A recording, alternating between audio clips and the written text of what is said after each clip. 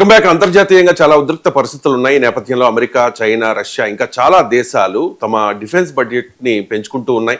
అందరూ ఊహించినట్టుగానే ఈ ఏడాది వార్షిక బడ్జెట్ లో డిఫెన్స్ బడ్జెట్ కి 1,00,000 కోట్ల రూపాయలు అదనంగా కేటాయింపులు జరిగాయి. వాస్తవానికి 2025-26 వార్షిక బడ్జెట్ లో 6,81,000 కోట్ల డిఫెన్స్ బడ్జెట్ ఉంది. ఈ ఏడాది 1,00,000 కోట్లు పెరిగింది. 7,85,000 కోట్ల రూపాయలని రక్షణ రంగానికి కేటాయించడం అనేది ఇక్కడ మనం గమనించాల్సిన విషయం. సో ఎంజీ రావు గారు దీని గురించి డిఫెన్స్ ఎక్స్పర్ట్ ఆయన చెప్తారు. డిఫెన్స్ రంగానికి మీరు లాస్ట్ కూడా విశ్లేషణలో చెప్పారు, ఈ ఏడాది ఖచ్చితంగా డిఫెన్స్ రంగానికి ఎక్కువ కేటాయింపులు ఉంటాయి అని చెప్పి అంతర్జాతీయ ఉద్రిక్తతల నేపథ్యంలో మీరు ఎక్స్పెక్ట్ చేసినట్టుగానే జరిగింది. ఏమంటారు? ఎస్ అంటే మొత్తం భారతదేశం మొత్తం బడ్జెట్ విలువలో 11% 11% గోస్ టు డిఫెన్స్ సెక్టార్ అండి. అంటే 11% మనం డిఫెన్స్ సెక్టార్కి అలొకేట్ చేయడం జరిగింది. మీరు అన్నట్టు గత బడ్జెట్లో 6,81,000 కోట్లు డిఫెన్స్ రంగానికి ఇస్తే ఈ బడ్జెట్లో 7,85,000 కోట్లు అంటే ఏంటి, సుమారు 1,04,000 కోట్ల రూపాయలని డిఫెన్స్కి పెంచడం జరిగింది. ఇది ఎస్టిమేటెడ్ అనండి, ఎందుకంటే ఆపరేషన్ సింధూర్ తర్వాత మొట్టమొదటి బడ్జెట్ గుర్తుపెట్టుకోవాలి. ఆపరేషన్ సింధూర్ తర్వాత మొట్టమొదటి బడ్జెట్ అనమాట. ఆపరేషన్ సింధూర్ ఎన్నో లెసన్స్ భారతదేశానికి నేర్పినాయి. ఆపరేషన్ సింధూర్లో మనం పాకిస్తాన్ మీద డిసైసివ్ ఒక నిర్ణయాత్మకమైన విన్ని సాధించవచ్చు, కానీ మన డిఫెన్స్ సెక్టర్లో చాలా లూప్ హోల్స్ బయటపడినాయి, గుర్తుపెట్టుకోవాలి.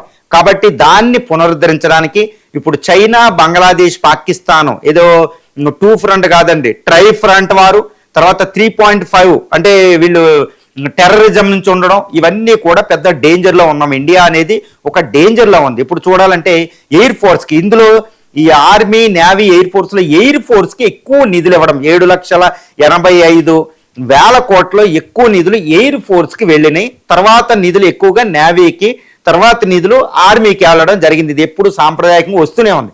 కానీ ఎయిర్ ఫోర్స్కి ఎందుకు ఇచ్చారంటే, ఇప్పుడు రఫేల్ 114 రఫేల్ యుద్ధ విమానాలు మనం ఫ్రాన్స్ తెచ్చుకుంటున్నాం, దానికే $36 బిలియన్. అంటే గుర్తుపెట్టుకోవాలి, 7,85,000 కోట్లు కేటాయించినప్పటికీ ఇందులో శాలరీస్కి, తర్వాత మెయింటెనెన్స్కి, వీటికి వెళ్ళిపోయేదే ఎక్కువ. కేవలం ఇందులో సుమారు 25% మాత్రమే కేవలం మూలధన వ్యయం కింద వెళ్ళిపోతుంది. ఆయుధాలు, వీటికి, మెయింటెనెన్స్కి, మోడర్నైజేషన్, ఆధునికీకరణకి వెళ్తుంది. కాబట్టి భారతదేశం ఇప్పుడు 7,85,000 కోట్లు కేటాయించిన ఇవి సరిపోవు. అదనంగా భారతదేశం ఈ ప్రొక్యూర్మెంట్కి, వీటికి ఎన్నెన్నో కేటాయిస్తుంది. ఇంకా డిఆర్డిఓ ఈ నిధులన్నీ ఇందులో ఇంక్లూడ్ అయ్యి ఉండవండి.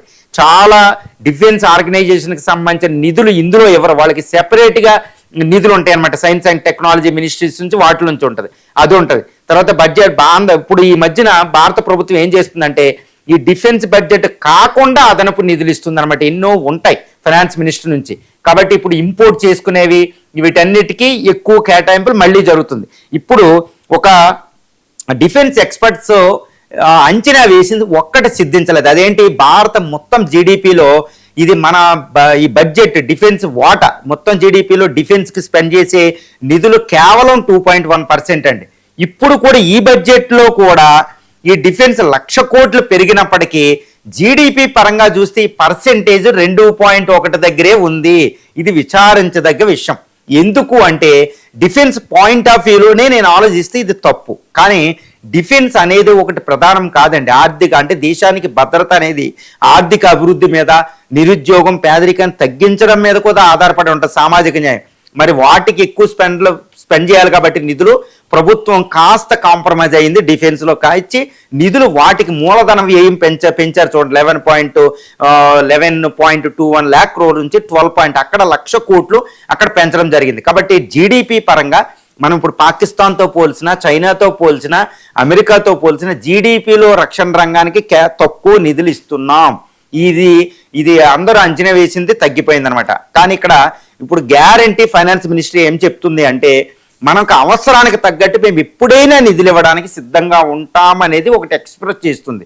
కాబట్టి డిఫెన్స్కి కావాల్సిన కాన్ఫిడెన్స్ వాళ్ళు ఇస్తారు, ఈ విషయం అనమాట.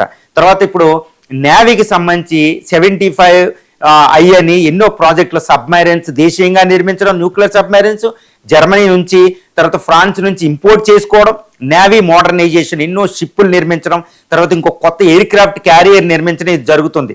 తర్వాత పబ్లిక్ సెక్టార్లో ముఖ్యంగా ఇస్రోకి సంబంధించిన మిలిటరీ శాటిలైట్లకి, తర్వాత చాందీపూర్ ఎన్నో బీడీఎల్, తర్వాత బీఈఎల్, బెల్, వీటన్నిటికీ నిధులు ఇబ్బడి ముబ్బడిగా పెంచడం జరిగింది. వాటికి కూడా కొన్ని నిధులు ఉంటాయండి, ఇన్కమ్స్. కాబట్టి డిఫెన్స్కి 7,85,000 కోట్లు అనేది మనకు కనిపించే ఫిగరే. కానీ ఈ హాలు, పబ్లిక్ సెక్టార్ ఇవన్నీ మిలిటరీ స్పెండింగ్ ఎక్కువ ఉంటుంది.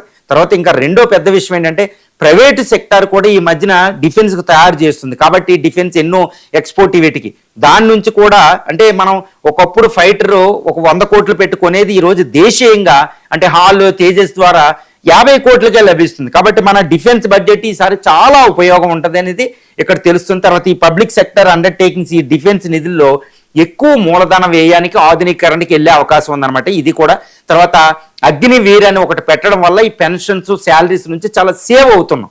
కాబట్టి డిఫెన్స్కి ఆధునీకరణకి ఎక్కువ నిధులు వెళ్తుంది. ఇప్పుడు ఏంటంటే ఇది పాకిస్తాన్, చైనాలకి అంటే 1,00,000 కోట్లు పెంచడం అనేది అంటే ఇంత పర్సెంటేజ్ అంటే లాస్ట్ బడ్జెట్లో మనకి డిఫెన్స్కి పెరిగింది 9.85%. ఇప్పుడు చూస్తే డిఫెన్స్కి పెరిగింది మోర్ దెన్ 12%. అంటే డిఫెన్స్కి నిధులు పెంచింది గవర్నమెంట్. అంటే దాని డిటర్మినేషన్ తెలుస్తుంది. ఇటు పాకిస్తాన్, చైనాకి పెద్ద షాక్ ఇచ్చినట్టే. ఒకటి గుర్తుపెట్టుకోవాలి, అకార్డింగ్ టు సిప్రీ రిపోర్ట్ ఉంటుంది, Stockholm international peace research institute defence బడ్జెట్లు ప్రపంచంలో చెప్తూ ఉంటుంది అనమాట, ఆయుధాలు వీటికి వివరాలు. దాని ప్రకారం ఇప్పుడు భారతదేశ బడ్జెట్ అంటే సుమారు ఇది ఇప్పుడు చెప్పాలంటే $90 బిలియన్ దాకా అవుతుందండి. అంటే ఏంటి, world's 4th largest defence budget అయిపోయిందనమాట. అంటే ఇప్పుడు రష్యా ఎక్కువ పెడుతుంది, రష్యా యుద్ధం కాబట్టి పెడుతుంది. చెప్పాలంటే ఇప్పుడు 3వ అతిపెద్ద డిఫెన్స్ బడ్జెట్ అని చెప్పొచ్చు, ఎందుకంటే రష్యా స్పెండింగ్ పక్కన పెడితే.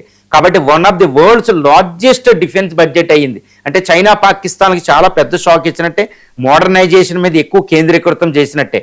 ఇది ఒకటి పెట్టుకోవాలి. తర్వాత ఇక్కడ ఇంకొక పెద్ద విషయం ఏం చెప్పాలంటే, భారతదేశం ఏం చెప్తుంది అంటే ఇక్కడ డిఫెన్స్కి సంబంధించి విషయాలు వస్తే ఈ మధ్యన ఎన్నో భైరవ్ అని, తర్వాత అగ్నివీర్ అని స్కీమ్స్ పెట్టిందనమాట. అంటే పెన్షన్స్ తగ్గిస్తున్నాం, ఈ నిధులు ఎక్కువగా డిఫెన్స్కి ఉపయోగపడతాయి. అదొక అతిపెద్ద విషయం అనేది మనం ఇక్కడ చెప్పొచ్చు. చిన్న బ్రేక్ తీసుకుందాం. మరో బ్రేక్ తర్వాత వేతన జీవులు చాలా ఎక్స్పెక్ట్